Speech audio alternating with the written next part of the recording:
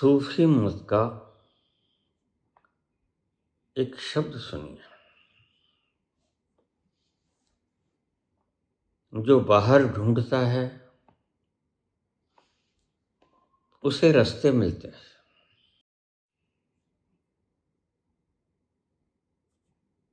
विज्ञान भैरव तंत्र में खोजोगे या किसी धार्मिक पुस्तक में खोजोगे,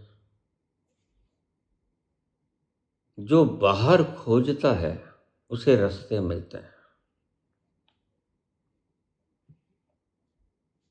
लेकिन जो भीतर खोजता है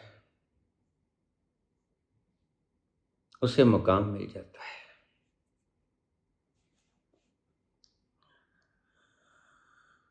बाहर खोजोगे रास्ते मिलेंगे, और रास्ता चाहे हिंदू का हो, मुसलमान का हो, सिख का हो, ईसाई का हो, पारसी का हो।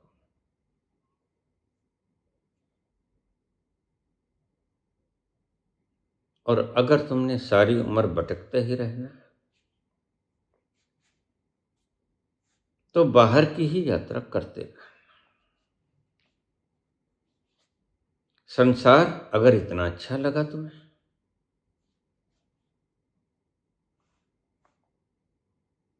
तो बाहर ही मेरे संसार को देखते रहना, यह भी बड़ा प्यारा है। और अगर तुम उकता गए हो तो फिर दूसरी बात को याद रख लेना।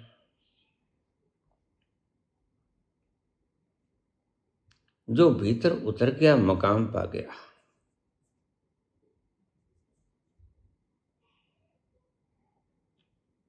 जो बाहर ढूंढता रहा रास्ते पा गया। विचार लो, तुम्हें रास्ते चाहिए या मुकाम? तुमने परिश्रम करना है या कि विश्राम?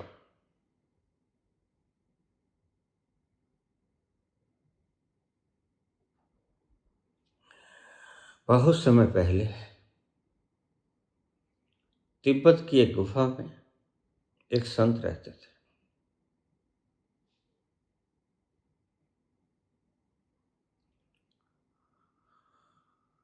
यह धारणा थी कि उस संत के आश्रम में एक घंटी ऐसी लगी है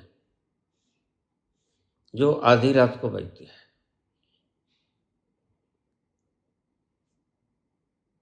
बहुत से लोग आते, संत के दर्शन करते। वहां कोई घंटी वगैरह थी नहीं जो दिखाई पड़ जाए। तो सोचते, यहां घंटी है ही नहीं तो बजेगी क्या? तो संत के दर्शन करते, वापस लौट जाते। एक दिन एक युवा सन्यासी उनके पास गया, प्रणाम किया। उसने संत से पूछा, महाराज, क्या मैं यहां बाहर चबूतरे पर बैठ जाऊं? संत ने कहा, बिला शक तुम बैठ सकते हो। वह युवा सन्यासी बाहर बैठ गया। आधी रात हुई।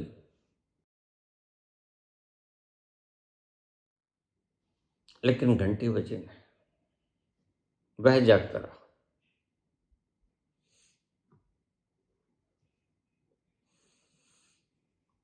उसने सोचा,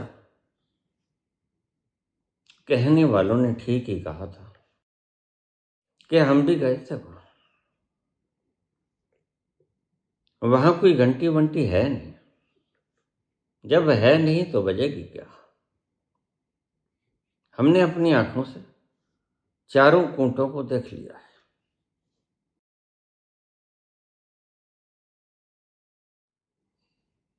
लेकिन वह युवा सन्यासी दूसरी रात भी बैठा रहा।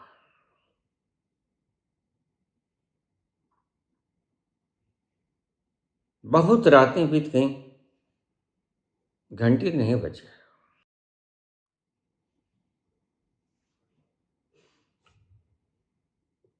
अचानक एक दिन मंद मंद मुस्कुराते हुए उसके गुरुदेव आए।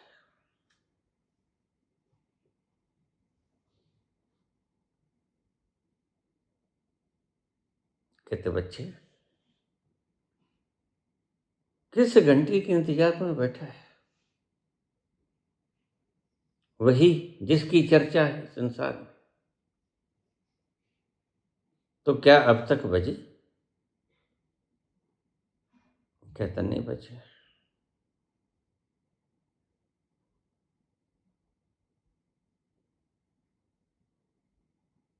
तेरा ध्यान किधर था? मेरा ध्यान कभी छत पे चला जाता था, कभी बाहर, इधर उधर, सब तरफ मेरा मन चला जाता था।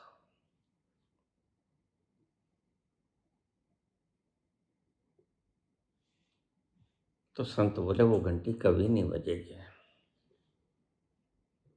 क्यों गुरुदेव? कहानी तो जगत प्रसिद्ध है कि वहां घंटी बजती है।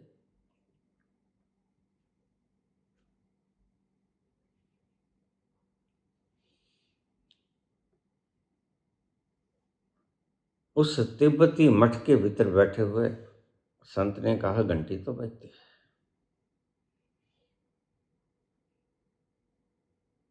लेकिन तुम जिस तरह से सुनना चाहते हो उस तरह से नहीं बजती।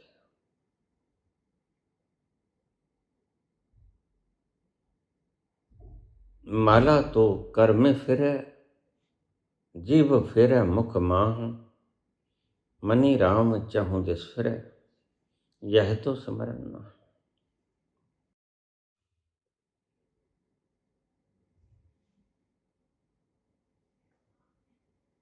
तू आंख बंद कर ले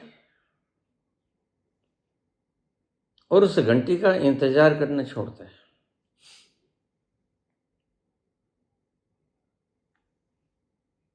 तू सिर्फ शांत होकर बैठ। तेरा मन भटकेगा, भटकने दे।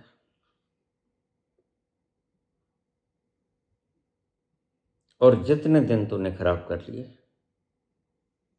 वो खराब चले गए। अब घंटी बजेगी, लेकिन घंटी के बजने का इंतजार मत करना।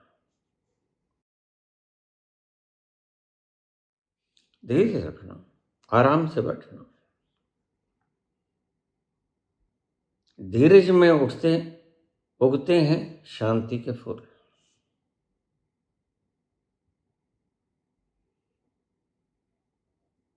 वह घंटी कहीं बाहर नहीं थी।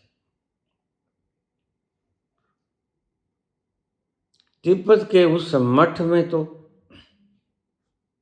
उस घंटी को सुनने का वातावरण मात्र था।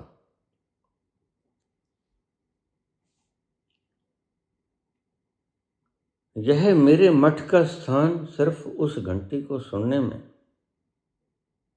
सरकमस्टेंसेस पैदा कर देता है। ज्यादा प्रकाश न हो,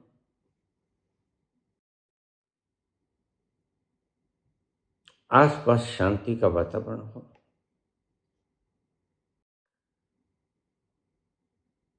तुम स्थिर हो, आराम से बैठ जाओ। फिर एक दिन तुम्हें घंटी सुनाई पड़ेगी और उसको एक दिन घंटी सुनाई पड़े।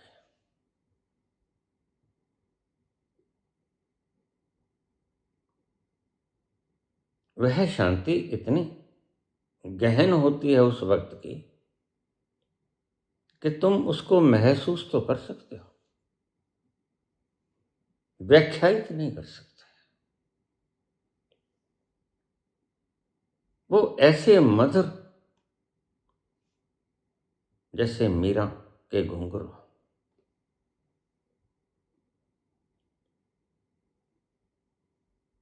मीरा नाचती है,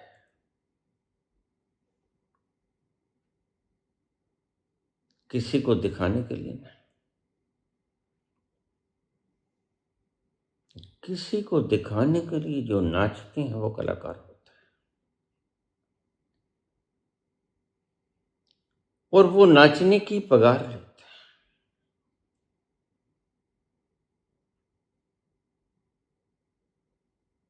तुम्हें राम कथा कहने वाले व्यापारी भी मिल जाए,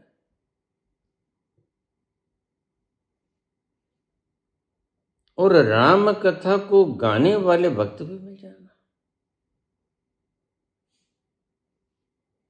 लेकिन एक बात को ध्यान में रखना,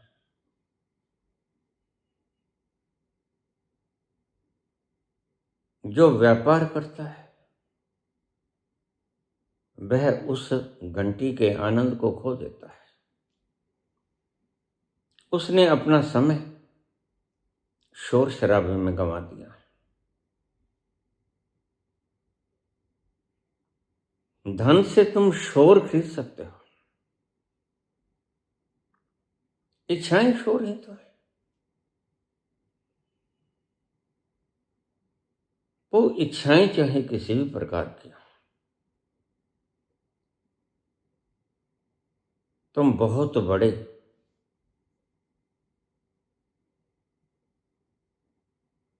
परमात्मा बनना चाहते हो, तुम पूज्य बनना चाहते हो, तुम आचार्य बनना चाहते हो, तुम गुरु बनना चाहते हो,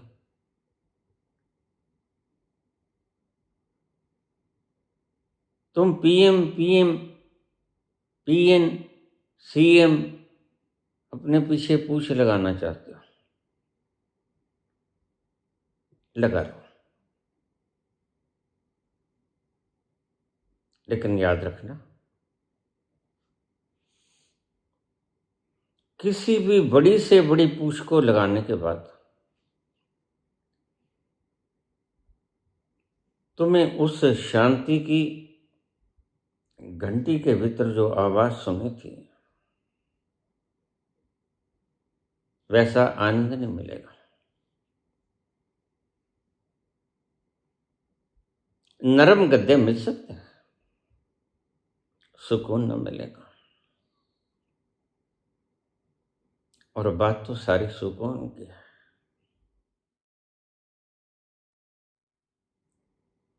अकबर जा रहा था, एक मजदूर सड़क पर पत्थर कूटते कूटते सो गया था। दोपहरी घनी थी, सूरज बिल्कुल आसमान पे सिर के ऊपर था, और वह घूक नींद के अंदर सोया हुआ था। उस रात अकबर को नींद नहीं आई थी।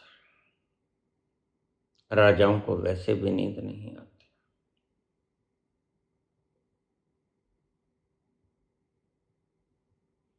मौत का एक दिन मुय्यन है, नींद क्यों रात भर नहीं आती। जब तुमने सब कुछ स्वयं ही करने का ठेका ले लिया है,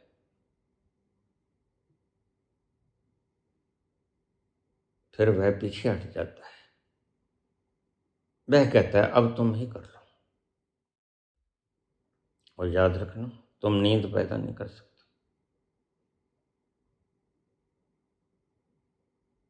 तुम भूख पैदा नहीं कर सकते, तुम जीवन पैदा नहीं कर सकते।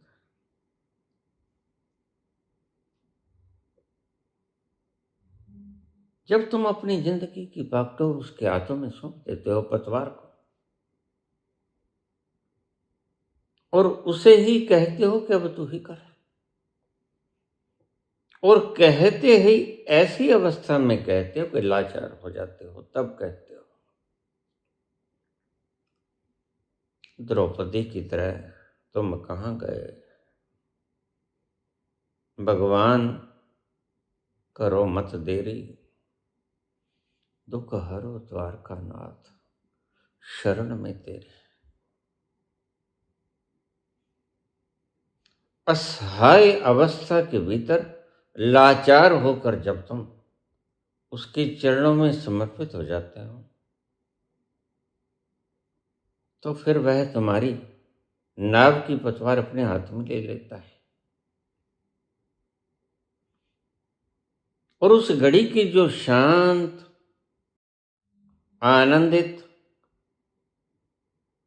सुगंधित लम्हे हैं, उनका व्याख्यान नहीं किया जा सकता।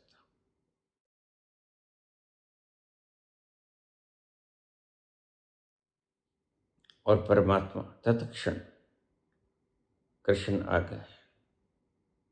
द्रौपदी ने कहा, प्रभु आप अब तक क्यों नहीं आए?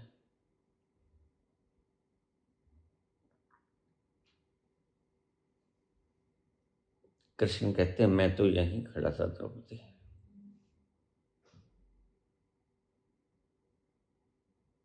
मैं तो जो तुम स्वयं हो वही तो मैं हूं। मैं तो तुमसे कण मात्र भी दूर नहीं, लेकिन बात तो यह है कि तुम सबल बनी रही।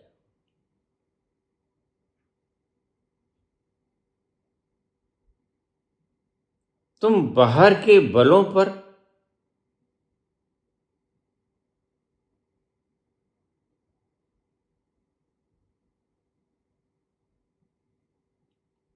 अपने आप को अवलंबन का सहारा देती रहे।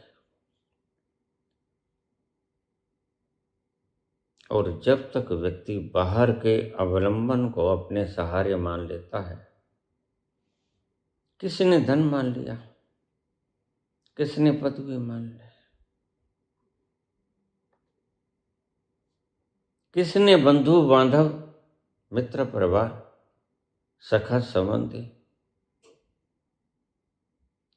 जब तक तुमने बाहरी अवलंबन पकड़े रखे, वह तुम्हारे बिल्कुल पास होते हुए भी नहीं तुम्हारी सहायता करेगा। उपनिषद में कहा है, वह पास से पास है और दूर से दूर भी है। तुम अगर बाहरी अवलंबनों का सहारा लेते रहोगे तो वह दूर से दूर हो जाएगा।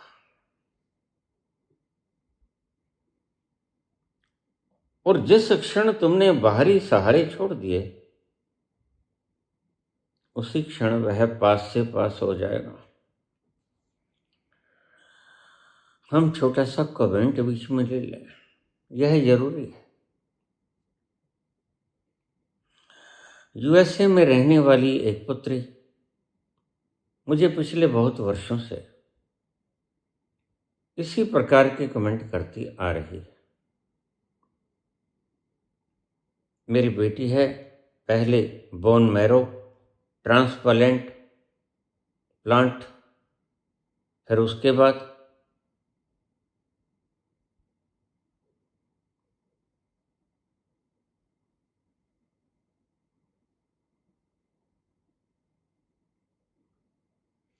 Central lymph node dissection for papillary thyroid cancer.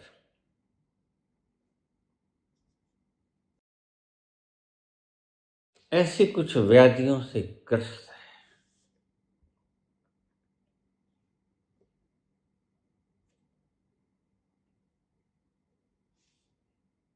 लिखती है, बाबा इसे ठीक कर दो।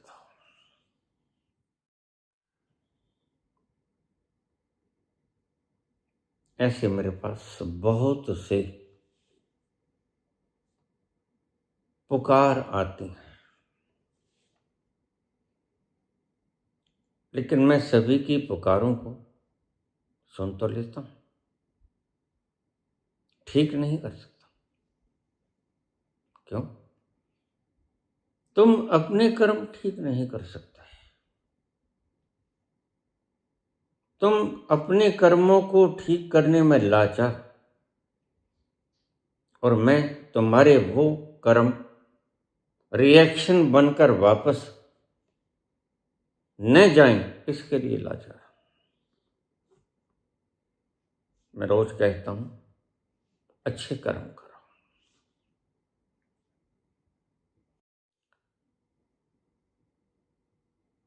परमात्मा के बंदों पर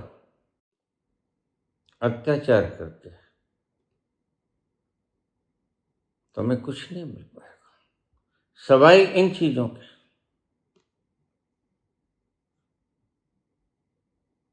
फिर तुम बाबाओं के पास दौड़ोगे,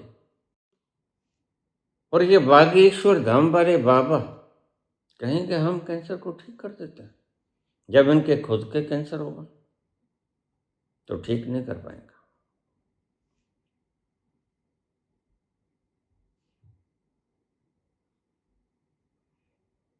क्योंकि जो तुमने गेंद छोड़ दी दीवार के, जितनी गति से छोड़ दी, जितनी फोर्स से छोड़ दी, वह उतनी ही गति और फोर्स से वापस आएगी।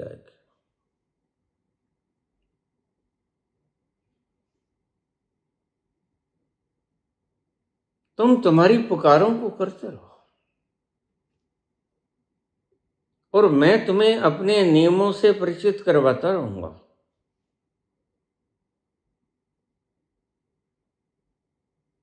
लेकिन न तुम समझोगे, न मैं कुछ कर पाऊंगा।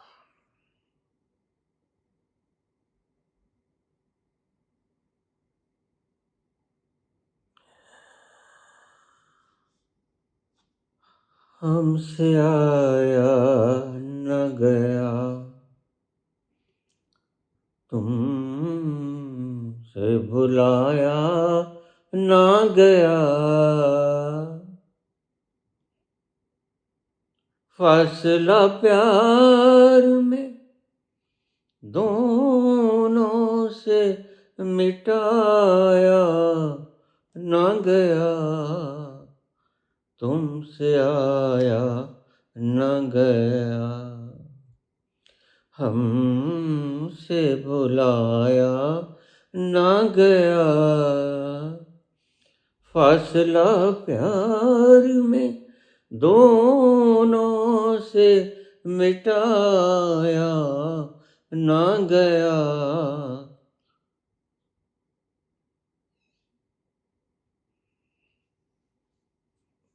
न पाप करने वाले पाप कर्मों से बाज आएंगे,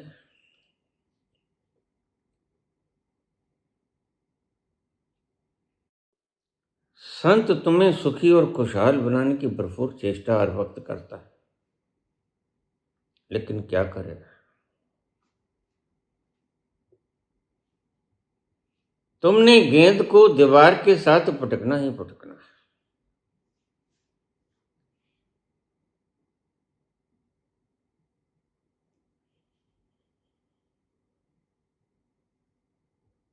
और संत 1000 बार बोले कि अभी से पाप करना छोड़ दो, जो हुआ हुआ। लेकिन फिर भी तुम नहीं मानते।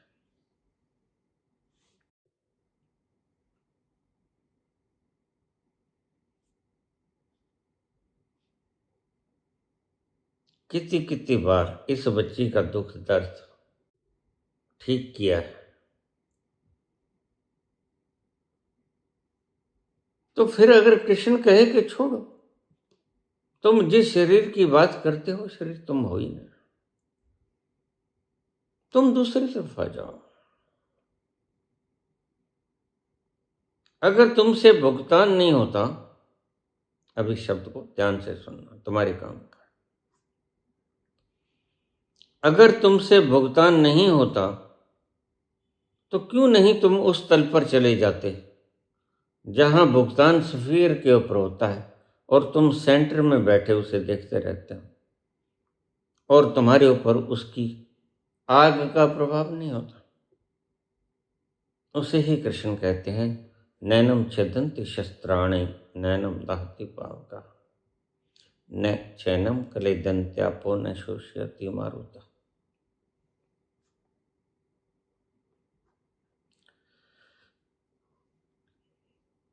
तुम्हारे ही हाथ में।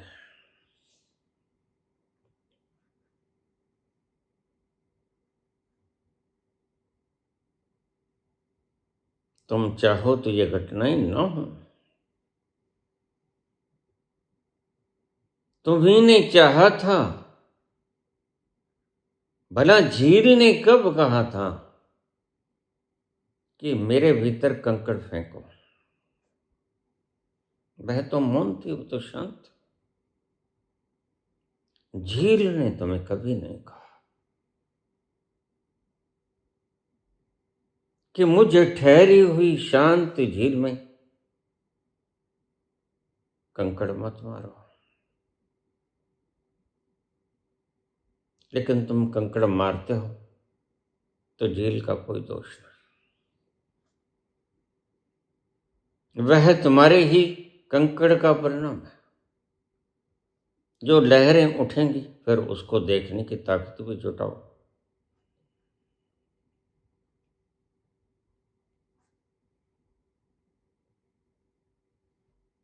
इसलिए मैं तुमसे कहता हूं, इससे पहले कि दुख दर्द तुम्हारी बर्दाश्त की सीमाओं को लांघ जाए, तुम पहले से उन्हें कवर करना शुरू कर लो।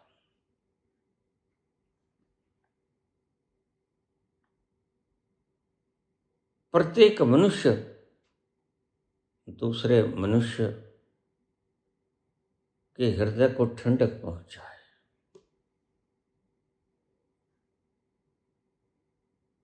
अब यह कर्मों की फिलॉसफी भी अगर तुम्हें लड़ जाए तो इसमें मैं क्या करूं?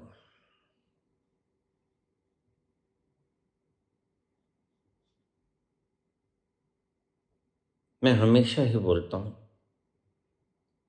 कि पुण्य लगातार करते रहो, गंगा की धारा के समान वो बहती ही चली जाती है जब तक कि समुद्र में लीन नहीं होती।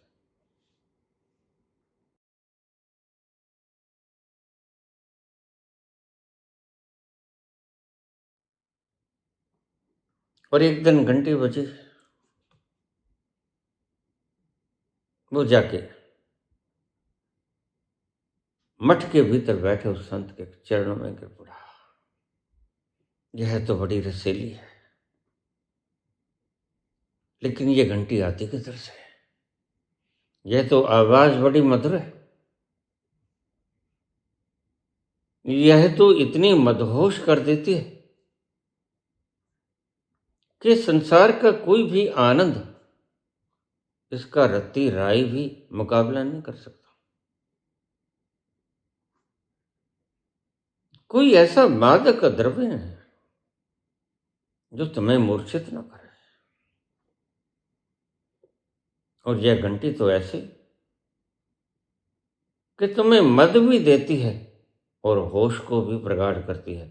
इसलिए एक शब्द गढ़ा संतों ने, मद होश। जहां तुम मूर्छित भी होते हो, उसके आनंद का रस पीकर तुम मूर्छित हो जाते हो, मूर्छित जैसे हो जाते हो। बाहर के लोगों को लगेगा कि तुम संवेदनहीन हो,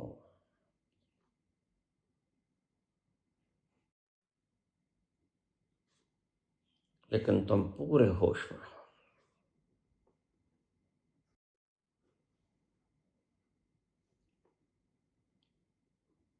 अगर किसी कारण से तुम्हारे भीतर इस आनंद नाद की गूंज शुरू हो गई है, यह जो घंटी बजती है, यह आनंद नाद की घंटी है, आती कहां से है? तुम्हारे अस्तित्व से आती है। और ध्यान रखना, सुनने के लिए कान नहीं, बिन पग चले सुने बिन काना। तुम्हें फिर भी सुनाई पड़ता है, और तुम्हें बताऊं, अगर तुम्हें सुनने के यंत्र ना हो तो भी सुनाई पड़ेगा। अगर तुम कानों को बिल्कुल बंद कर लो तो भी तुम्हें सुनाई पड़ेगा।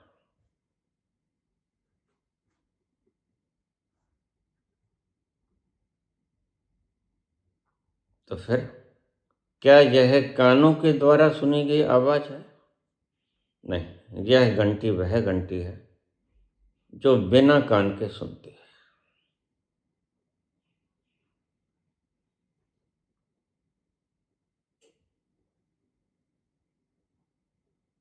बिन पग चले सुने बिन कान।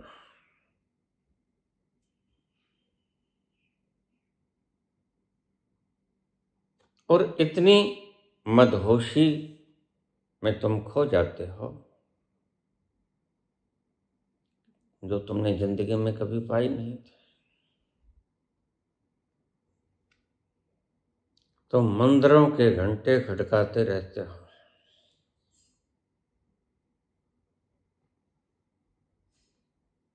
लेकिन इन घंटों में शोर होता है। यह घंटे तुम्हें मौन का आनंद नहीं देता, वर्ण शोर देते हैं।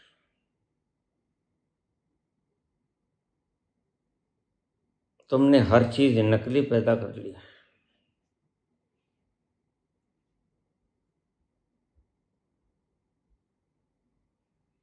और सब चीज नकली पैदा कर ली, फिर कुछ न बन सका तो मेरा दिल बना दिया।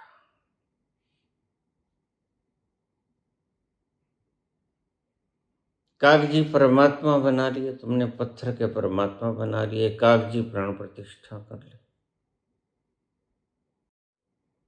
मान लिया कि यह जीवंत है,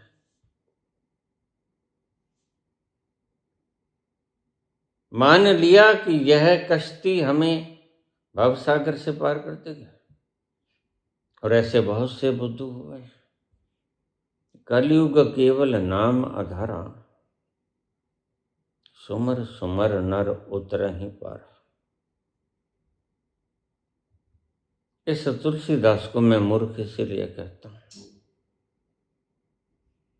क्या सतयुग में, द्वापर में, त्रेता में, कलयुग में लॉ ऑफ ग्रेविटेशन बदल जाता है?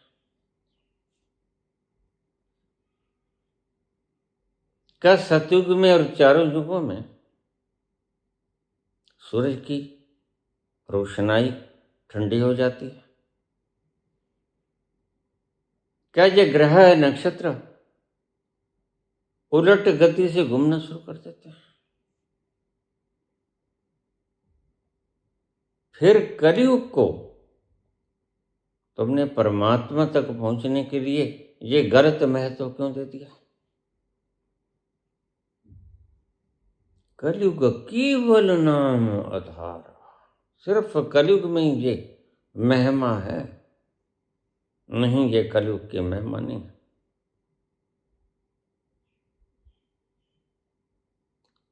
उसके बनाए हुए सिद्धांत एवरग्रीन, सदा के लिए। वक्त उसके आड़े आता नहीं। यही लॉ ऑफ ग्रेविटेशन सतयुग में भी काम कर रहा था, द्वापर, त्रेता और कलयुग में भी काम कर रहा है। सूरज में जो गर्माइश होती है वो ठंडी नहीं होगी। सूरज तुम्हें रोशनाई भी देगा और गर्माइश भी देगा। अन्यथा पत्ते क्लोरोफिल से अपना भोजन बनाएंगे कैसे? इसी रोशनाई के कारण पत्ते अपना भोजन बनाते हैं। वृक्ष हरे भरे तुम्हें लगते हैं। नहीं, परमात्मा ने किसी एक युग के लिए कोई सिद्धांत नहीं बनाया। इसलिए मैं तुलसी को मूर्ख कहता हूं और तुम तुलसी की श्री रामचरित मानस की अखंड पाठ रखवाते हो।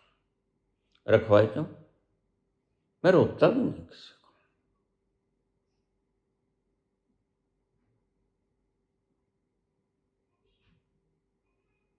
और मेरे न रोकने से मेरे ऊपर कोई पाप भी नहीं लगता।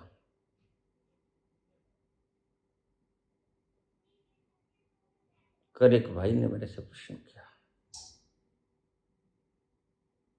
क्या इसका दायित्व परमात्मा के ऊपर नहीं? क्या वह रोक सकता है जर्रे जर्रे में, फिर रोकता नहीं? मैंने कहा वह तुमसे तुम्हारी स्वतंत्रता छीनना नहीं चाहता। अगर वह तुम्हें रोकेगा फिर वह तुम्हें पुण्य करने से रोक देगा। अगर पाप करने से रोकेगा तो पुण्य करने से भी रोक देगा, लेकिन तुम्हारा मन होता है कि वह पाप करने से रोके मात्र, पुण्य करने से ना रोके। लेकिन यह है तो तुम्हारे मन की कामना है, और तुम्हारे कामनाओं की पूर्ति हेतु तो वह नहीं बैठा है। उसको तुमने खरीद लिया है क्या? वह अपनी चाल से चलता है। तो वह ये मत वाली चाल, झुक जाए फूलों की डाल, चांद और सूरज आकर मांगे तुझसे रंगे जमाल हसीना, तेरी मसाल कहाँ। तो ये मत वाली चाल। तुम परमात्मा को अपना गुलाम समझते हो। यह तो बिल्कुल ऐसा हो गया कि उसने सृजना क्या कर दी, तुम्हारा गुलाम हो गया। जिस ऑक्सीजन के लिए तुम पल पल भर सांस लेते हो और जिंदा रहते हो, उसने उसका निर्माण क्या कर दिया। जब वह तुम्हें नहीं मिली, तुमने गालियां निकालनी शुरू कर दी। ऑक्सीजन पर तुम्हारा कोई हक नहीं है। वह बनाए बनाए तो ना बनाए, लेकिन तुम हिसाब मांगने में बड़े दक्ष हो, और तुम्हारे तर्क बड़े बोने हैं। अब जरा देखो, अगर मूर्तियों में प्राण प्रतिष्ठा हो सकती है, तो जिस ब्राह्मण ने इस मूर्ति के भीतर प्राण प्रतिष्ठा की,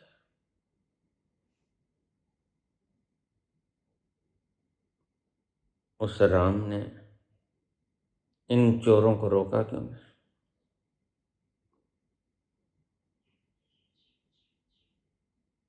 बिल्कुल साफ है कि यह इन चोरों की दुकानदारी है।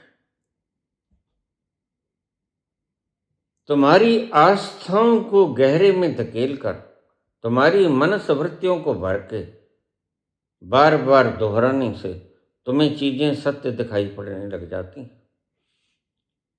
इसलिए हमारे राजनीतिक लोग मीडिया को खरीद लेते हैं, क्योंकि बार बार उसकी महिमा मंडन करने से बांटों की तरह ऐसा लगता है जैसे विराट है, विशाल है, वास्तव में विशाल है।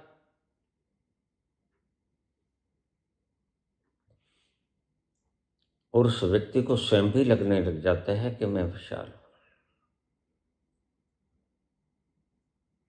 एक आदेश उस स्थान से भी उठा करता है जिस स्थान से यह अनंत नाद उठता है,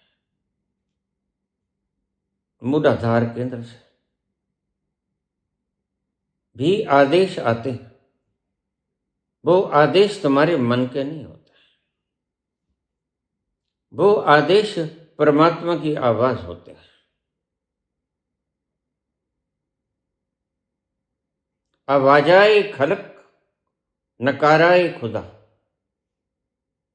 जब तुम्हारे कंठ से यह आवाज गूंजने लगे तो समझ लेना यह परमात्मा का नगाड़ा बोल गया।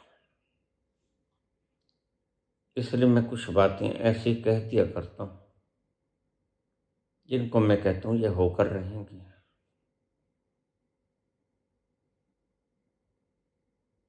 तो मेरी आवाज नहीं होती।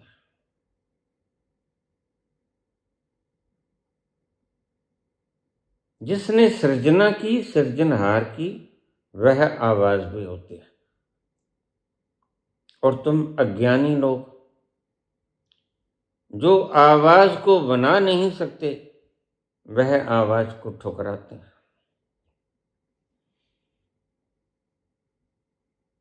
जो रेत का एक जर्रा नहीं बना सकता, पानी की एक बूंद नहीं बना सकता, हवा की एक ऑक्सीजन हाइड्रोजन का एक एटम नहीं बना सकता, वो परमात्मा तक को चैलेंज कर देता है वैज्ञानिक। लेकिन विज्ञान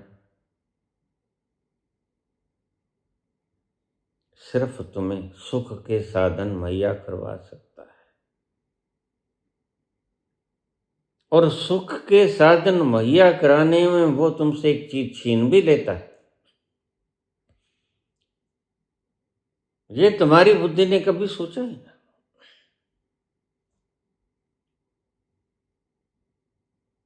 लोग तो पहले भी जीते थे जब एयर कंडीशन नहीं था, जब पंखे नहीं थे लोग तब भी जीते थे। तुम कहते हो विज्ञान का बड़ा धन्यवाद, जो उसने पंखा बना दिया, जो उसने एसी बना दिया, जो उसने एआई बना दिया। एआई बना दिया, सूचनाएं त्वरित मिल जाती हैं, लेकिन क्या जिसकी सूचना वो देता है एआई उसे भी बना सकता है? परमात्मा के बारे में कौन से ग्रंथ में क्या लिखा है एआई बता देगा झट से। तुम जक मारते रह जाओगे 2 घंटे में, खंगाल ना पाओगे वह पन्ना, एआई बता देगा। लेकिन एक मेरी बात को ध्यान से सुन लेना, उसी गर्मी में फिरते तो जानवर भी हैं, और किसी पाषाण युग में मनुष्य भी इसी गर्मी और सर्दी में फिरा करता था। तो विज्ञान ने तुम्हें क्या दिया? विज्ञान ने तुम्हें ठंडी हवा दी, विज्ञान ने तुम्हें पंखे की हवा दी, विज्ञान ने तुम्हें सर्द मौसम में गर्म हीटर की हवा दी, लेकिन तुमसे एक चीज छीन ली। हिम मानव भी होते हैं, बर्फ के अंदर भी लाइफ को सुरक्षित रखने वाले लोग होते हैं। विज्ञान ने क्या छीन लिया? विज्ञान ने तुमसे छीन लिया तुम्हारी इम्यूनिटी, तुम्हारी प्रतिरक्षा प्रणाली। तुम कहते हो आहा बड़ा आराम आया, लेकिन तुम भूल जाते हो कि इस आराम के संग संग तुमने प्रतिरक्षा प्रणाली को खो दिया। धीरे धीरे एयर कंडीशन के बिना तुम सो ना पाओगे।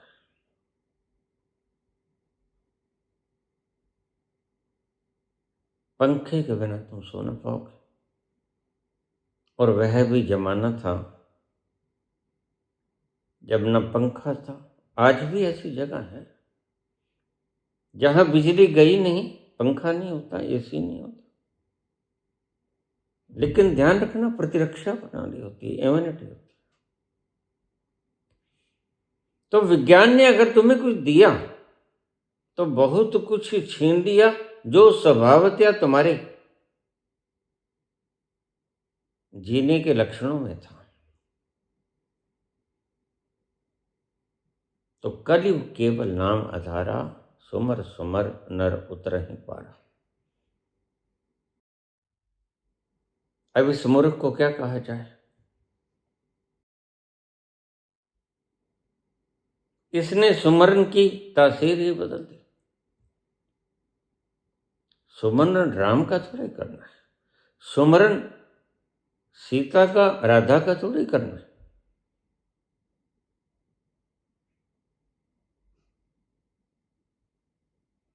तो मठ के अंदर बैठा हुआ संत कहने लगा, तुम बाहर मत देखना, तुम अपने भीतर देखना। तमसो मां ज्योतिर्गमय की पुकार करने वाले परमात्मा से फरियाद गलत करते हैं।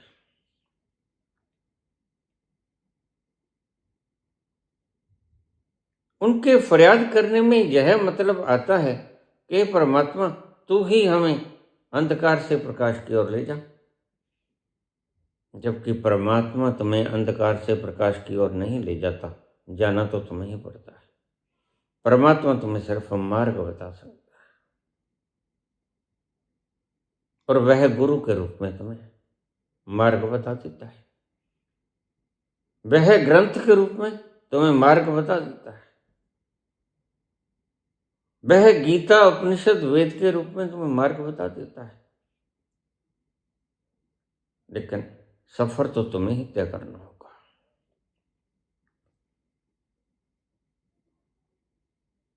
उसने आंखें बंद कर ली, अपने भीतर उतरने लगा। पहले बड़ा बुरा लगा। लोगों ने जो गालियां निकाली थी, अपमान किए थे, लोगों ने जो भद्दे भद्दे शब्द प्रयोग किए थे, वो सामने आने लगे। मन हुआ कि भाग जाऊं,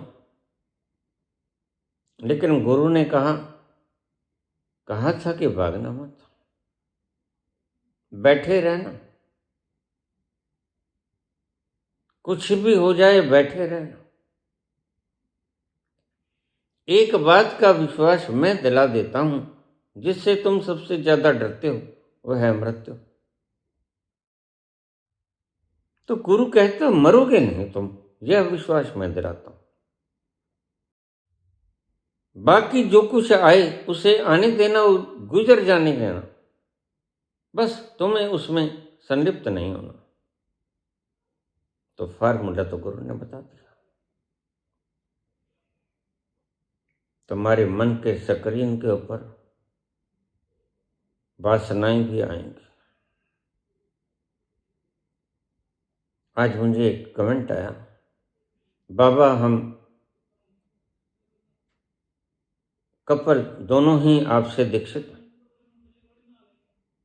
किसी तरह करवटें बदलकर 1 महीना गुजार लेते हैं, लेकिन उसके बाद काम तंग करता है, फिर हम वे खे खा ही लेते हैं। मैंने कहा कोई बात नहीं,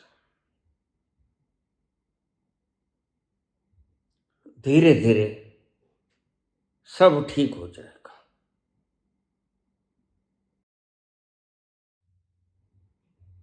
स्थूलता में जो खुराक खाते हो उसको सूक्ष्मता में बना लो। बाजार से गोलगप्पा खा लिया, समोसा कचौड़ी खा लिया, जीवा रसना इसकी डिमांड करती है, इनको छोड़ दो। पौष्टिक भोजन तुम्हारे तंतुओं को पुष्टि देने के लिए उसका प्रयोग करो, और कम मात्रा में अल्प आहार विहार, युक्त आहार विहार इतना सा लो जो तुम्हारे भीतर इतनी एनर्जी पैदा कर दे कि तुम अपने दिन के कामकाज भली भांति कर पाओ। जब तुम एक्स्ट्रा ईंधन डालते हो तो टैंकी फुल हो जाएगी भाई। वो टैंकी फुल होने के बाद वह जो ईंधन है वो टैंकी से बाहर बहेगा।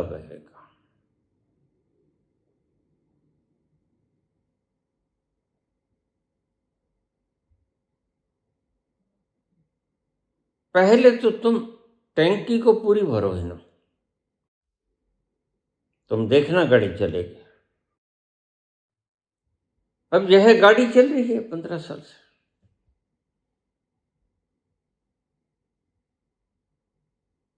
और थोड़ा सा फ्यूल देता हूं उसे।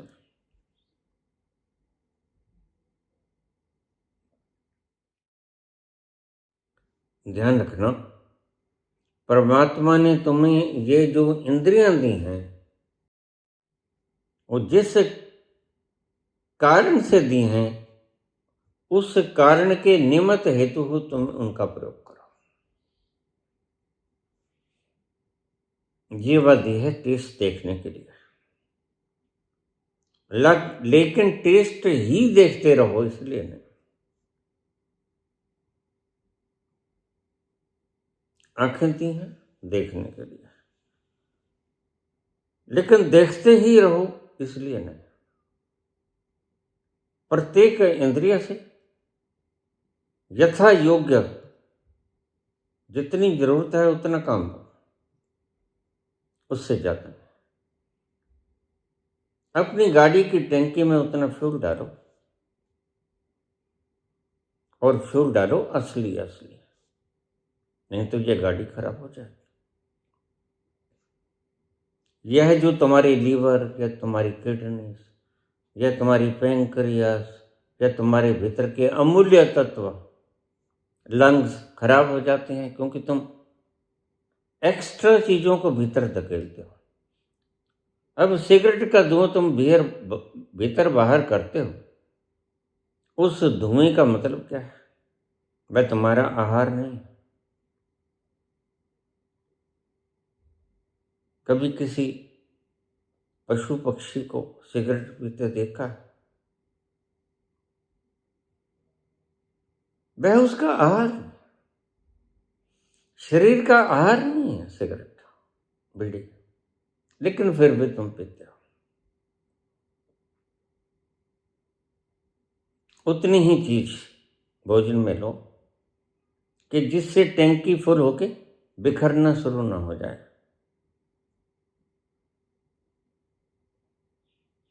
तो तुम बड़े आराम से ब्रह्मचर्य को उपलब्ध रहोगे।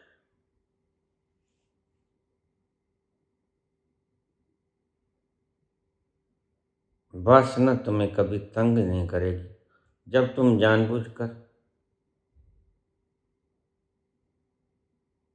सेंसिटिव ऑर्गन से छेड़छाड़ करते हो, बाहर के दृश्यों को कल्पित दृश्यों में बदल देते हो। और मैं इसके लिए जिम्मेदार कुछ ऐसे लोगों को भी ठहराऊंगा जो जानबूझकर प्रेरित करते हैं। अगर किसी का रेप हो जाए और ऐसी स्त्री का, लड़की का रेप हो जाए जिसने वस्त्र कमतर डाल रखे हैं, तो इसमें आधा कसूर लड़की का भी है। अब जरा देखो, पोर्न की फिल्म देखने से तुम उत्तेजित ना हो, क्या तुम विश्वामित्र बन गए? यह तो कोई खरबों खरबों में एक होता है, तो सभी तो विश्वामित्र नहीं होते। तुम जानबूझकर अपने शरीर को दिखाते हो उत्तेजना के लिए, तो आधा कसूर उसका भी है जिसका रेप हो गया। अगर वह नगन, करीब करीब नगन अवस्था में थी, उसने भड़काया। कई बार चीजें सीधी सीधी समझ में नहीं आती, उनको विश्लेषित करना पड़ता है।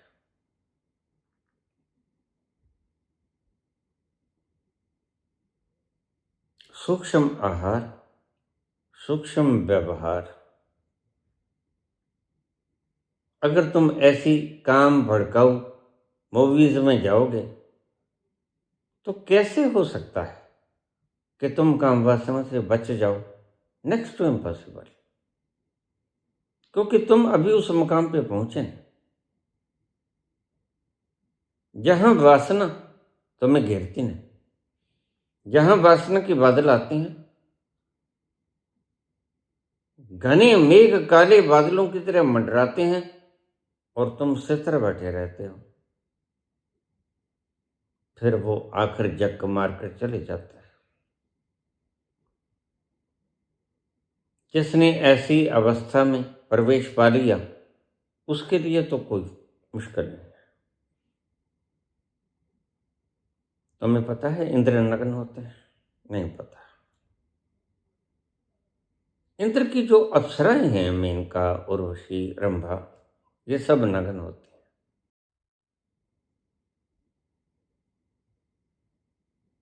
क्यों? क्योंकि सही ब्रह्मचर्य का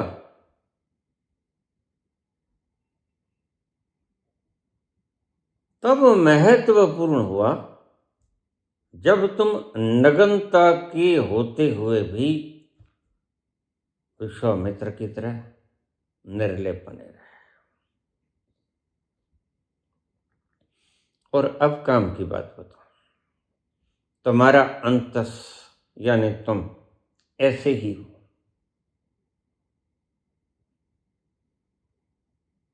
जिसको शस्त्र काटता नहीं, अग्नि जलाती नहीं, पानी भगोता नहीं, हवा उड़ाती नहीं, उसको काम वासना अपनी गिरफ्त में कैसे ले लेगी।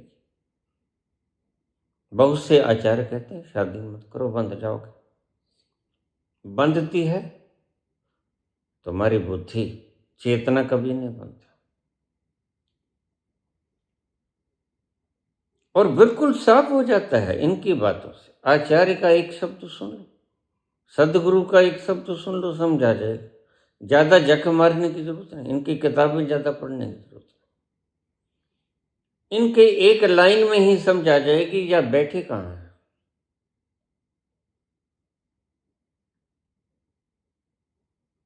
जो चेतन हो गया उसे कोई बांध नहीं सकता। इसलिए कृष्ण को 8 रानियां तो उसकी अपनी ही थी और 16,100 रानियां वो मुक्त करा के लेके आया था भौमासुर से। लेकिन क्या वो बंध सका? 40 लाख लोगों का उसने मर्डर करवा दिया, क्या वो बंध सका? गांधारी ने उसे श्रापित कर दिया,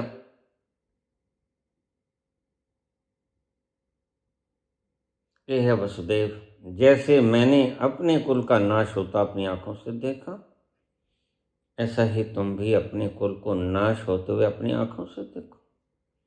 कृष्ण कहते हैं ऐ वस्तु माता, ऐसा ही होगा। क्यों? क्योंकि कृष्ण एक पर्दा है।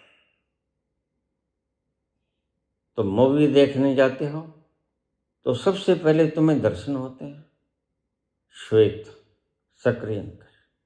अभी उस पर कोई चलचित्र चल नहीं रहा होता,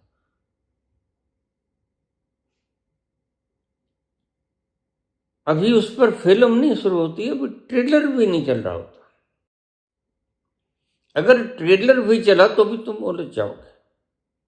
मैं श्वेत स्क्रीन की बात कर रहा हूं।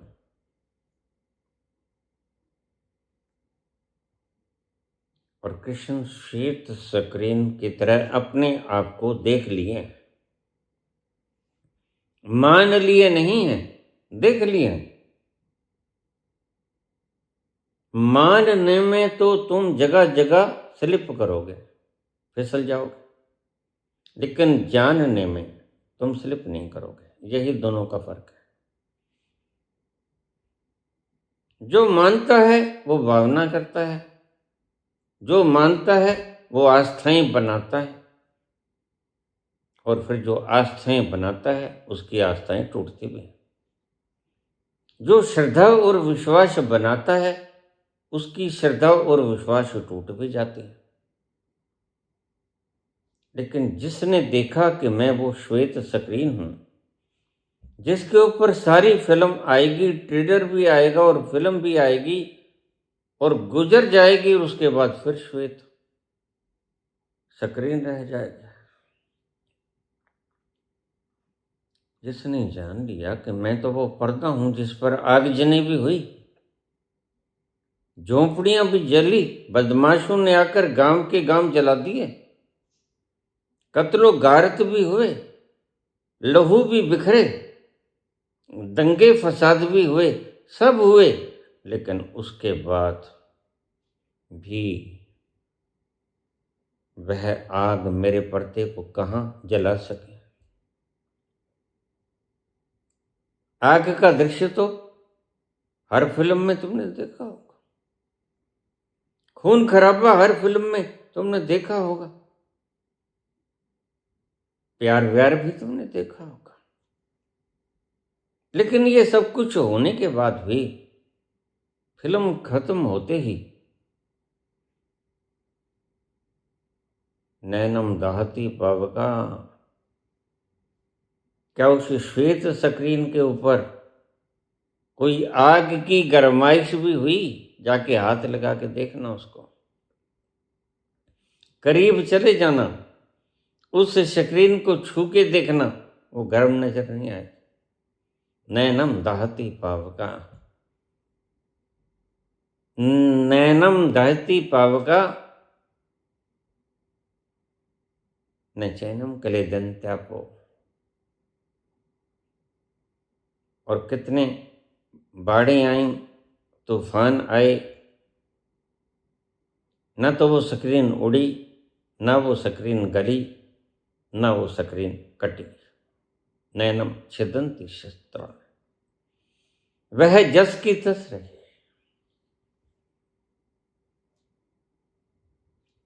संत ने कहा तुम अपने भीतर जाना,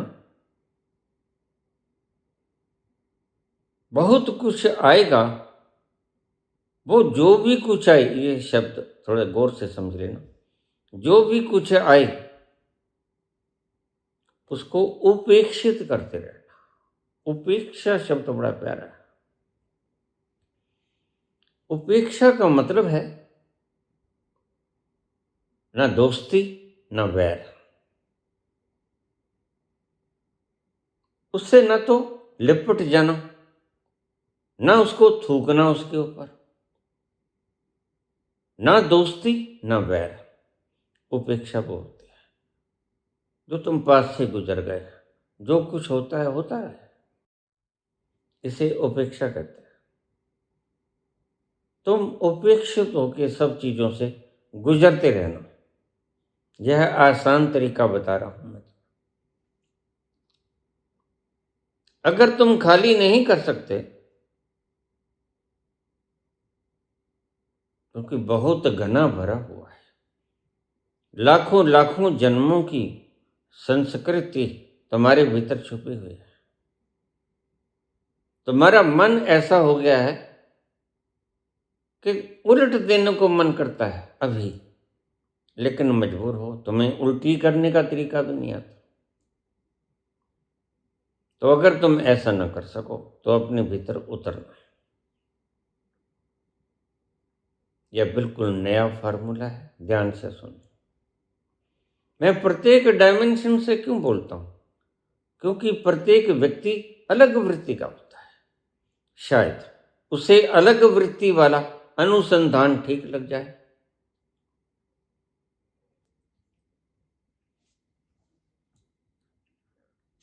जो कुछ भी आए, विषय भी आएंगे, विकार भी आएंगे, विचार भी आएंगे, भावनाएं भी आएंगी, कहानियां भी आएंगी, उदाहरणें भी आएंगी, स्मृतियां भी आएंगी, कल्पनाएं भी आएंगी। और स्मृतियां तो इतनी आएंगी, देख लो तुमने कितने जीवन जी लिए, और सभी जीवनों की स्मृतियां तुम्हारे भीतर भरी हुई हैं। यही स्मृतियां हैं तो तुम्हें दुख देती हैं।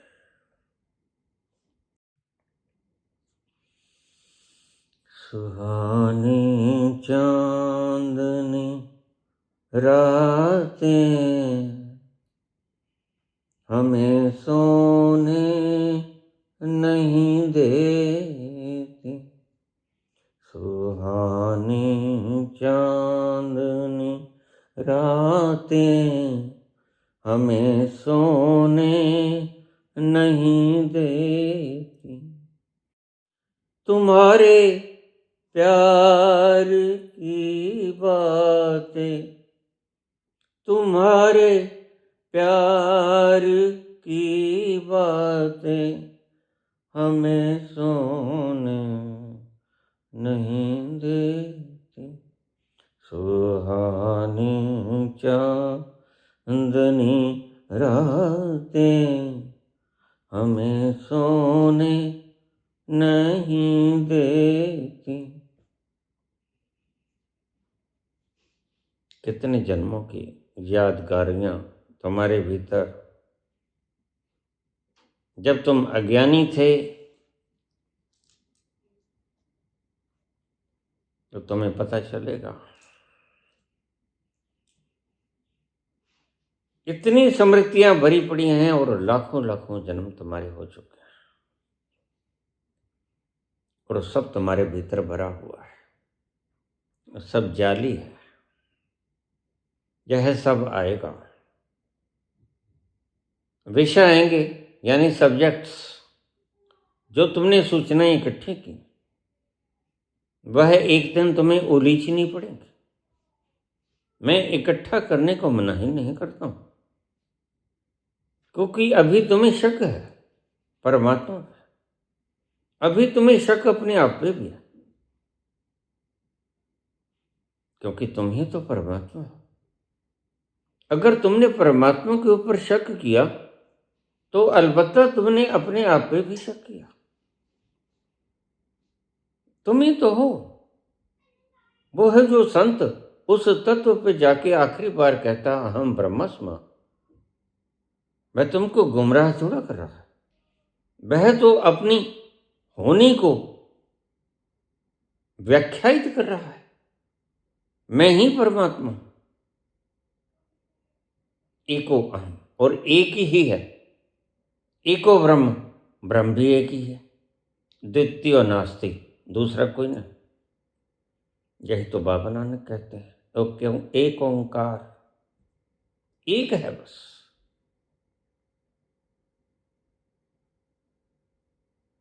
लेकिन तुमने अनेक होने की समृद्धियां जुटा रखी हैं सूचनाओं के रूप में। फिजिक्स भी पढ़ी, केमिस्ट्री भी पढ़ी, बायोलॉजी भी पढ़ी, फिजियोलॉजी भी पढ़ी, हर चीज पढ़ी। आयुर्वेद भी पढ़ा, होम्योपैथी भी पढ़ा, एलोपैथी भी पढ़ा। वचन बता देते हैं कि व्यक्ति कहां पहुंचा हुआ है।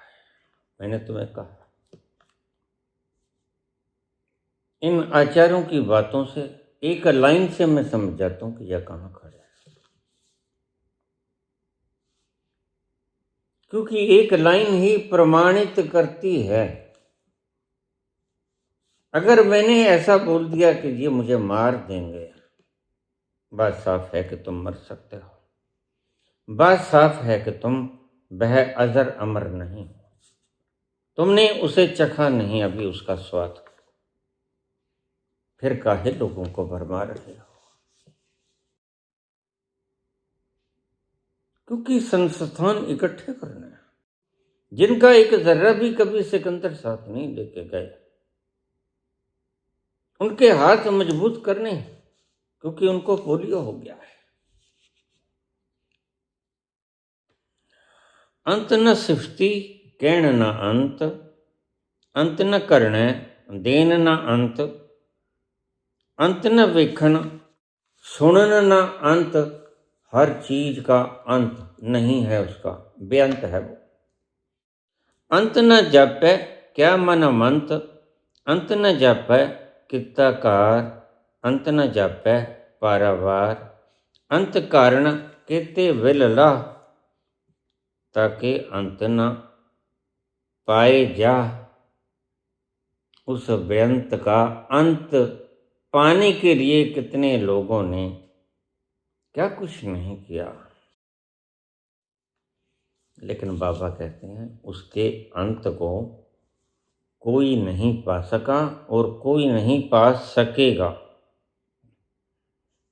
ए अंत न जाने कोई, किसी को नहीं पता लगा और किसी को पता लगेगा भी नहीं। बहुता कहिए, बहुता कहिए, जितना कहते जाओगे उतना ही ज्यादा होता जाएगा। वड्डा साहब, ऊंचा नाम, ऊंचे ऊपर ऊंचा नाम, एवड़ ऊंचा होवे कोय। अब देखिए यहां तत्व की बात आ गई। एवड़ ऊंचा होवे कोय, तिस ऊंचे को जाने सोए। जो उस विराट के समकक्ष हो गया, उसने ही जान लिया कि वह है कौन।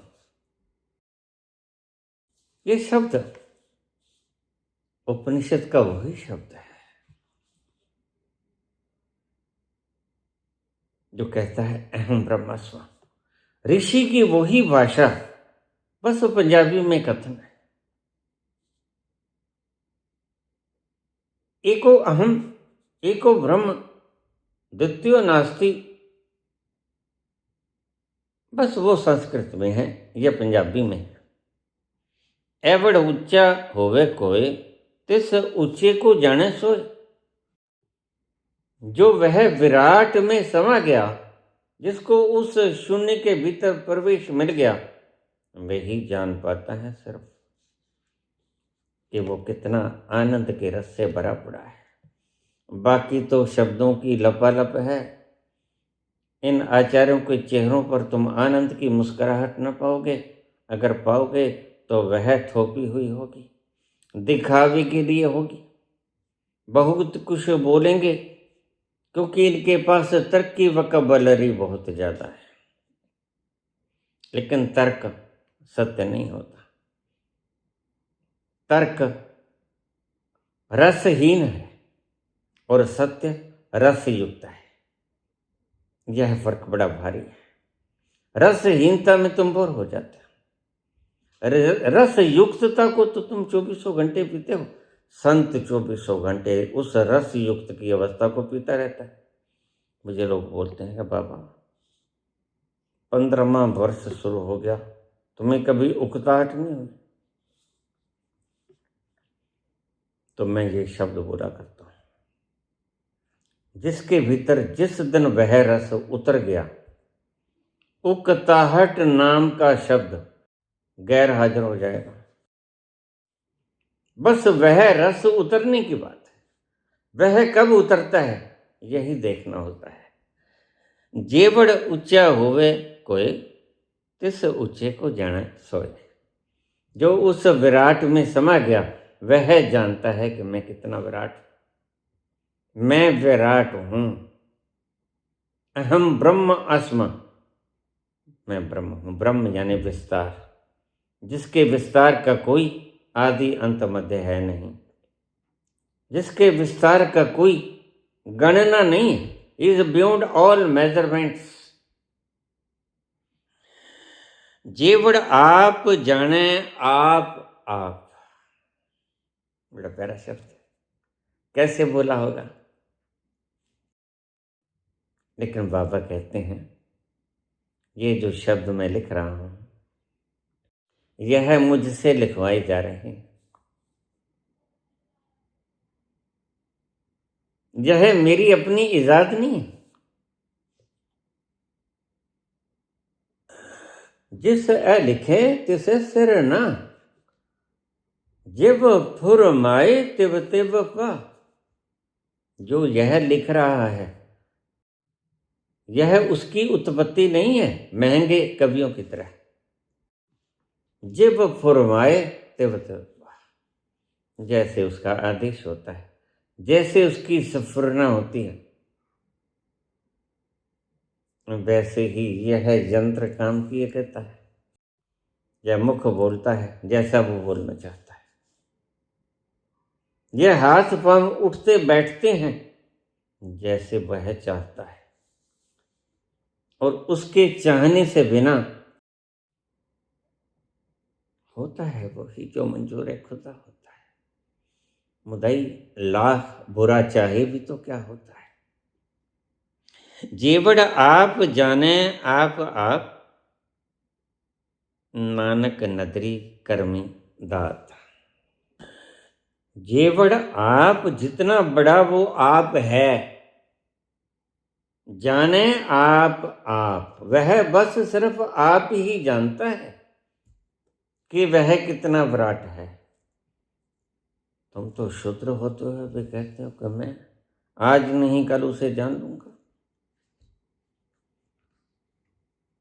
बहुत से वैज्ञानिक मुझे कहते हैं कोई बात नहीं, यह जो चीजें हमने ईजाद कर ली यह इससे पहले कहाँ थी, आज ईजाद हो गई। ऐसे हम धीरे धीरे परमात्मा भी ईजाद कर लेंगे। परमात्मा ईजाद होने की वस्तु ही नहीं है। परमात्मा ईजाद होने से परे की चीज है। परमात्मा होने की चीज है, खोजने की चीज नहीं। वह खोजने तुम जाओगे तो तुम ही खो जाओगे। लाली देखन में चली, मैं भी हो गई ला। लाली मेरे लाल की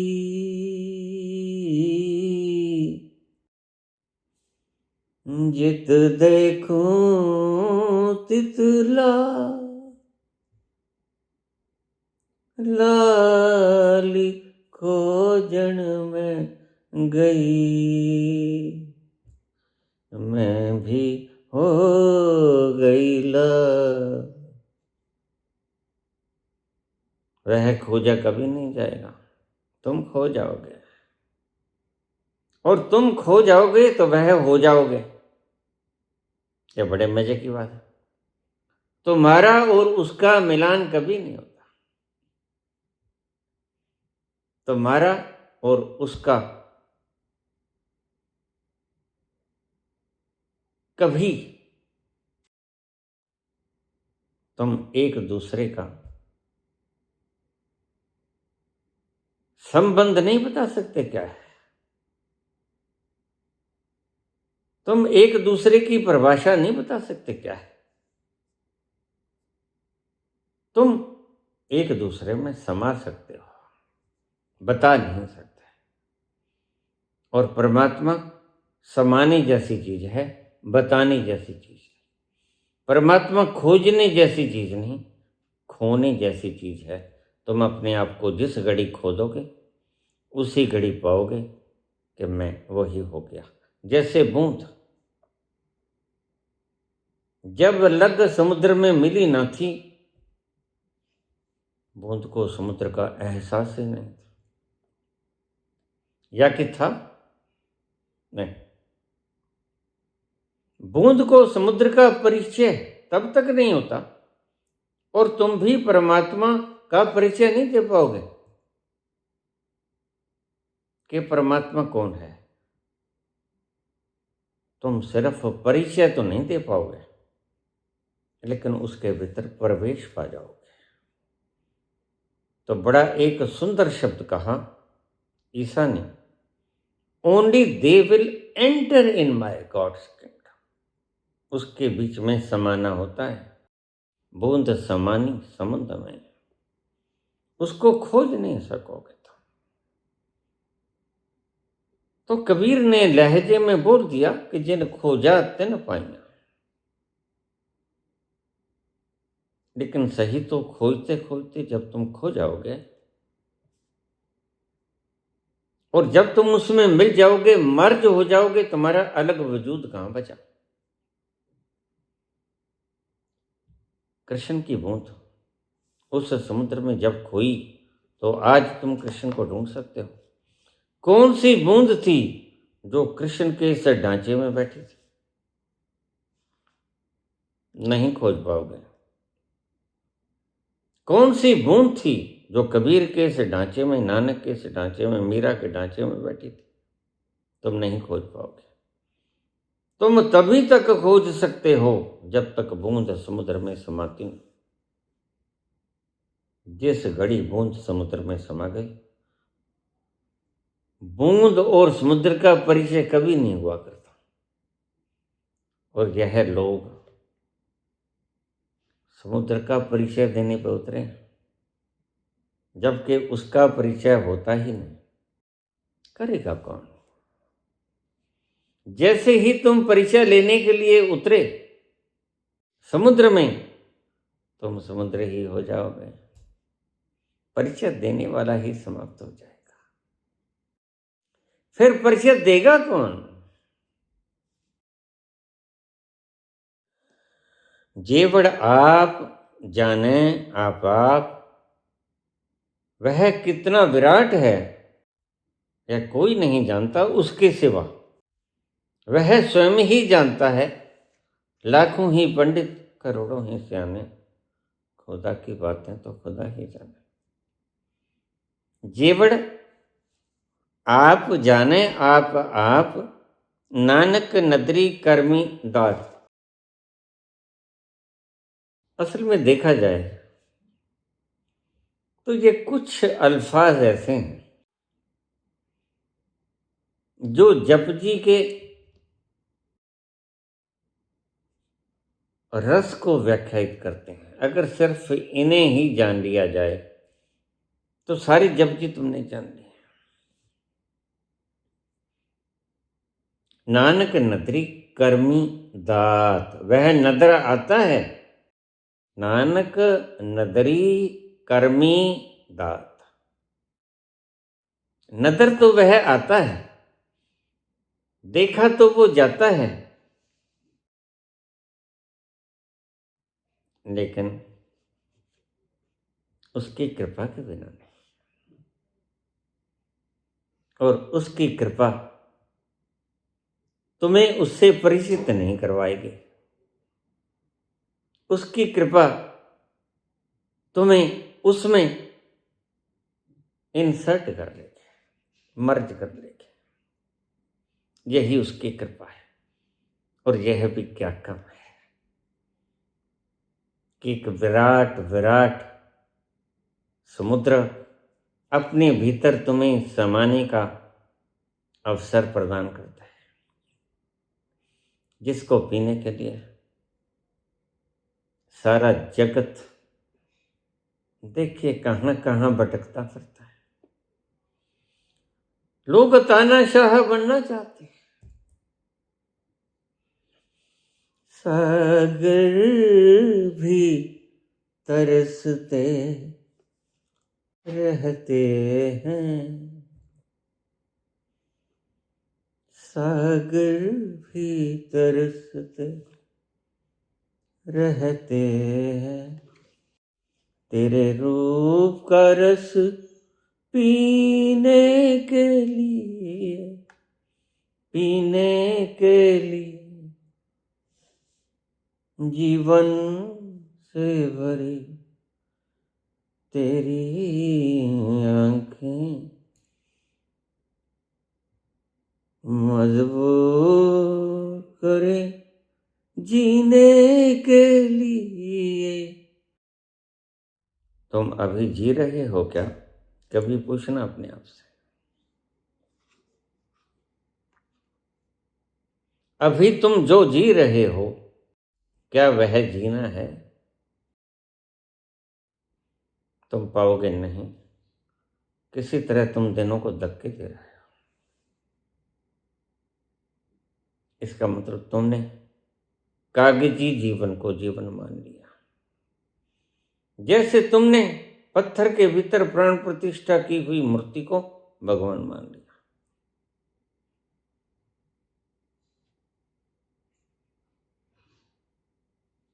ऐसे ही तुमने इस जीवन के गुजरते वक्त को जीवन की तरह मान लिया, वरन जिस घड़ी तुम असली जीवन को जियोगे पियोगे, उस घड़ी तुम्हें जीवन का लुत्फ आएगा, लज्जत आएगी। तुम अभी लाख कहो कि मैं 20 साल जी लिया, 50 साल 100 साल जी लिया, लेकिन घंटे ही खड़काते रहोगे, चाहे 98 का हो गया। तुमने लोगों के हाथों में घंटा दिया, परमात्मा ने तुम्हारे हाथों में घंटी दे दी। जीवन से भरी तेरी आंखें मजबूर करे जीने के लिए, जीने के लिए। जैसे ही मुलाकात होती है, परिचय तो नहीं होता। बूंद की समुद्र से मुलाकात होती है और बूंद थोड़ी सी टच करती है समुद्र को, अभी मर्ज नहीं हुई है, तो उसे इतना आनंद आता है महज छूने से।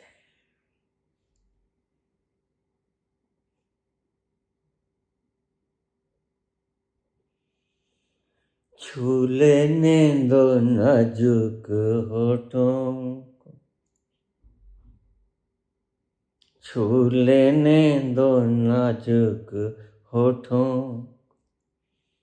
कुछ और नहीं जाम है ये कुदरत ने जो तुमको बख्शा, कुदरत ने जो तुमको सबसे हंसी इनाम है ये, छू लेनी दो नाजुक होठों,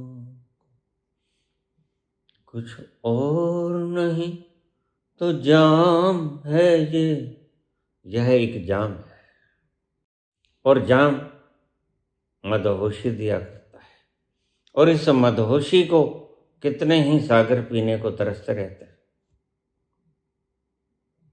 यही तुम्हारी जरूरत है, अंतस की, अंतरतम के अंतस की यह तुम्हारी जरूरत है। तुम ढूंढते हो सोने के महलों में, हवाई जहाजों के सैर सपाटों में, पदार्थों में, विश्राम के साधनों में, द्रव्यों में, उपाधियों में। तुम इनमें ही खो गए हो, जबकि तुम्हें जीने का सलीका ही नहीं आया। जीने का सलीका है कि एक बार वो परमात्मा तुम पे नजर करता है। इस विशाल सृष्टि को कोई जान तो न पाएगा।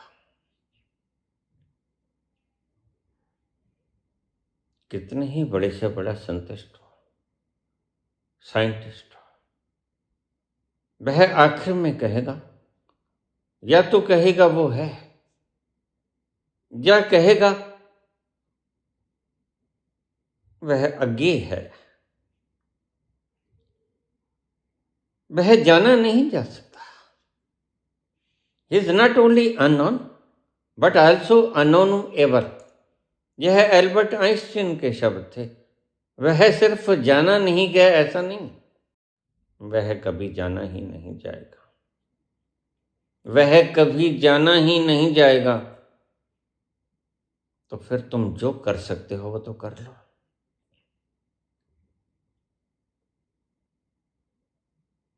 तुम उसके ही प्रिय पुत्र हो, उसके ही अंश हो। देखिए, बूंद भी H2O ही होती है, और समुद्र कितना ही विराट विशाल हो, वो भी H2O ही होता है।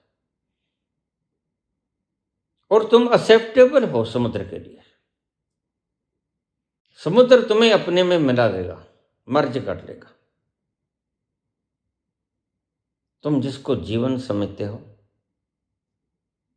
वह मात्र काल्पनिक जीवन है, कल्पना। तुम किसी तरह दिनों को धक्के दे रहे हो, तुम जी नहीं रहे हो। जिस घड़ी तुम एक पल के लिए जी लिए, एक क्षण के लिए जिस दिन भी तुम जी लिए, बस तुम्हें जीने का सलीका आ गया, और फिर तुम्हारी पहचान बदल जाएगी। फिर तुम जो उस क्षण से पहले थे वो उस क्षण के बाद ना रह पाओगे। आमूल चूल परिवर्तन हो जाएगा। तुम्हें लोग कहेंगे तुम वो ही हो ना, तुम कहोगे नहीं, वह तो गया, अपने मूल रूप में गया। तुम उसको याद करके अभी मत रोना,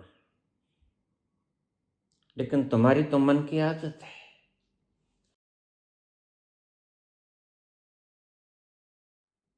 लोगों की बातों को सुनकर अपने आप की इमेज मत बना लेना। यह अज्ञान ही नहीं, अपराध भी है। तुम कैसे हो दूसरे से मत पूछना। तुम कैसे हो, तुम कौन हो, स्वयं से पूछना। उत्तर तभी सही आएगा, अन्यथा सब उत्तर तुम्हारे गलत होते हैं। शर्मा के न यूं ही खो देना, रंगीन जवानी की घड़ियां बड़ी मुश्किल से मिली। कर्मी आवे कपड़ा, नदरी मोख द्वार। बड़ी मुश्किल से मिला है यह मानस का जामा। शर्मा के न यूं ही खो देना, रंगीन जवानी की घड़ियां बेताब धड़कते सीनों का, बेताब धड़कते सीनों का। अरमान भरा पैगाम है ये, छू लेने दो नाजुक होठों का। कुछ और नहीं है जाम है ये, छू लेने दो नाजुक होठों। अच्छों को बुरा साबित करना दुनिया की पुरानी आदत है। यह जो न्यूरॉन्स के अंदर भरे पड़े हैं तुम्हारे सूचनाएं, यह सूचनाएं हैं मात्र, और तुम्हारे भीतर क्या है, क्या क्या इंस्ट्रूमेंट परमात्मा ने लगा दिया है तो तुम खुद भी नहीं जानते। दूसरा क्या खाक जानेगा, और दूसरा जो तुम्हें तुम्हारी असलियत बता रहा है, हकीकत बता रहा है, वह भी तो खुद नहीं जानता कि उसके भीतर ईश्वर ने कौन कौन सा पुर्जा कैसे कैसे सेट कर दिया।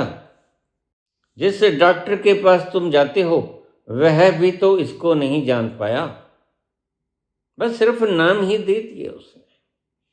वस्तुतः यह है क्या वो नहीं जान पाया, और कभी जान भी नहीं पाएगा। इसलिए एल्बर्ट आइंस्टीन ने कहा, ही इज आल्सो अनोनुएबल, वह कभी जाना ही नहीं जाएगा। अच्छों को बुरा साबित करना दुनिया की पुरानी आदत है। इसमें को मुबारक चीज समझ, इसमें को मुबारक चीज समझ, माना कि बहुत बदनाम है ये, छू लेने दो नाजुक होठों को।